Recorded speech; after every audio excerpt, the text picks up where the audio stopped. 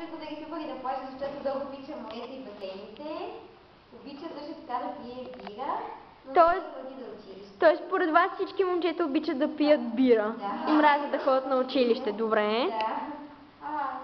Обича естествено да играе на компютъра, както и футбол. Това е топка. Да. Интересува се от тополи.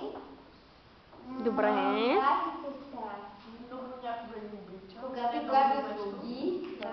Аха, значи когато момчетата искат нещо от сестрите си, тогава ги обичат, иначе не. И също така, Добре. Да, да обича романтични филми. Да.